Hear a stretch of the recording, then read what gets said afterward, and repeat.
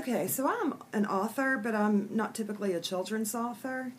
However, I've been inspired lately to write children's books, and this one is about the importance of rescuing an animal. In my case, I got my little dog, and it took me 2 years to restore his dignity. I'm not saying that someone had hit him or hurt him, but he was very, very, very neurotic and frightened of everything, so something happened. So, this is for adults and children, really, because Jackson, the little big dog, has a great message. Here we go. I was only 2 months of age, and all I knew were the bars of my cage. And that's sad. I was frightened and sad. The floor was hard. I didn't even know to dream of a yard. And then one day a lady walked in. She petted all the dogs till she got to my pen. She walked right over and got down on one knee, and I crouched way down till I was flat as a flea. They unlocked my cage, much to my surprise, and when she carried me out, a light hurt my eyes. She picked me up that October day, cuddled me close, and drove me far away. We came to a red brick house with a tree and a garden out back that she said was for me. I didn't know what a garden was, and she said it was a place where doggies had fun. I felt green grass under my paw, sky, clouds, flowers, a peach tree and all. And he does his little paw like that. It's so cute. She tossed me a toy, which made me run south, because he was terrified. He'd never seen a toy. And then she pounced and gripped it in her own mouth, which I did. I taught him how to play, getting down on all fours doing this. On all fours, she growled as she shook my toy, and needless to say, I was one confused little boy. But at the end of the day, as the blue sky was graying, I finally got the hang of this concept called playing, rather. Mama took me for walks so I could skip and roam, and I met other dogs who lived close to my home. I learned how to fetch. I was fleet on my feet, and if I brought her a toy, Mama gave me a treat. Daddy hoists me in the air. I'm tall on his shoulders. I can see the whole world as if high on a boulder. He makes me feel powerful like a bear or a lion, and when he holds me that tall, I feel like I'm flying. Because what we do is we play Look How Tall You Are. I'll hoist him on my shoulders and hold him, and we play Look How Tall You Are, and he's just fascinated, looking around at everything. It's a really fun game to play if you have a little bitty dog. Sometimes I have an accident on the bathroom floor, and Mama says no and shows me the door. She takes my accident and puts it outside and pats me on the head and says we'll survive. And then he loves chasing the hose. He chases that thing. He turns into a little speedball trying to catch it. Daddy turns on the hose and I try to catch the stream, and then I get soaking wet till I look like whipped cream. And he's not too big on baths. Mama scoops me up and we head toward the tub. I don't like it much, but I do need a scrub.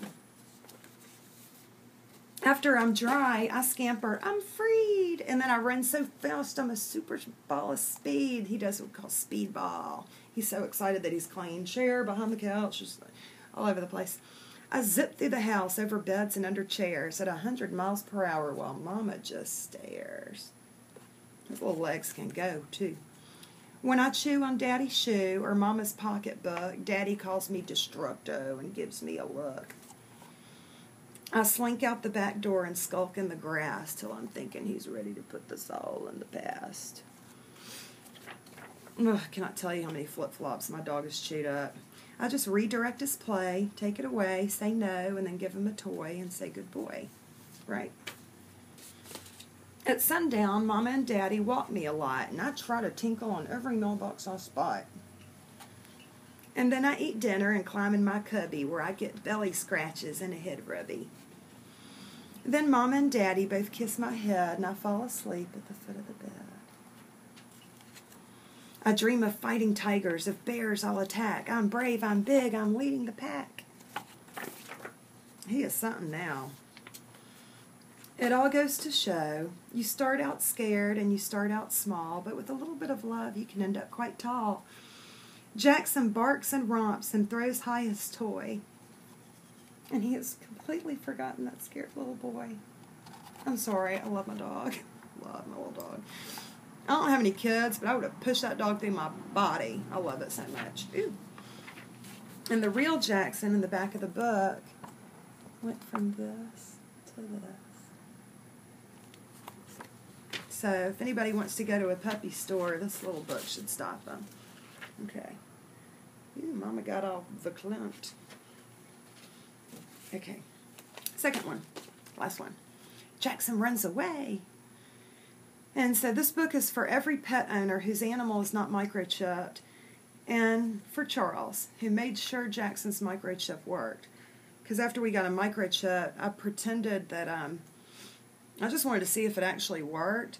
And so I went to my animal control and had them scan them, and they said, yes, it works. Because my biggest nightmare, my dog is so beautiful and unusual looking, my biggest nightmare is that somebody would just clip his collar off and create a new collar with like their information on it. Biggest nightmare. So you have to have the 1-2 punch of the microchip. The collar's not enough. Okay, here we go. I'm sick of playing in my yard. I want some adventure today. I want to roam around with nobody to obey. I skulk about till I get my chance. Mama opened the gate to water the plants. I slink at her feet, and then off I dash.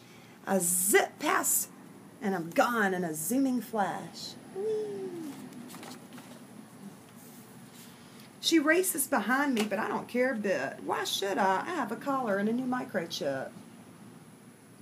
See, he thinks he's good. I've never been out and running outside. No leash, I'm free. I feel so alive. Mama calls me sweetly through gritted teeth and runs fast after me with my little red leash. I'm like, Jackson, come here, sweetie. You know. I tinkle on every mailbox, shrub, and tree. I must cover doggy scents with the essence of me. Okay. And then I see the big street Mama says never to pass, but I cross it anyway because I am free at last. I see strange houses, and now I wish I hadn't crossed because I have to admit, I feel kind of lost. After a few hours, I regret my escape-a-rama. I'm thirsty and scared. Where is my mama? I was in my car crying, going up and down the road like Fatal Attraction when she's looking for a little girl. That's what I was doing. I find the big street again, but the cars make me dizzy. I try to cross back, but the street is too busy. I feel so sad over the bad boy I've been, and I want to cry because I'll never see Mommy again. When all of a sudden, a large truck slows down, and I'm caught with a net and headed toward town. I am carried to a machine where they hold me closely, and I hear a noise and find I've been scanned like a grocery.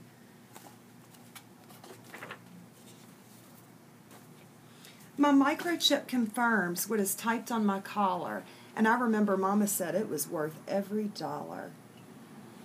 Within 20 minutes, above all the noise, I leap high in the air because I hear Mama's voice. Hey. She gets down on one knee where I happily race. I kiss her eyelids, her nose, and I kiss her whole face. Yay! She puts me in the car, and as we drive away, she tells me I'm naughty and no treats for the day. I guess my little dog's... See, he's not shy anymore, is he? She's pretty mad, but I deserve it, I'm guessing. I wish I could talk and say I've learned my lesson. My microchip and collar helped me get home instead of roaming around forever, hungry and alone. After all, how could they call her without my collar? How would she get the tip without my chip? If I didn't have them, I might never have been found. So we took cookies to thank the folks at the pound. And it just goes to show, you might not want to pay the microchip fee, but it is nothing when compared to priceless little me. I'll enjoy.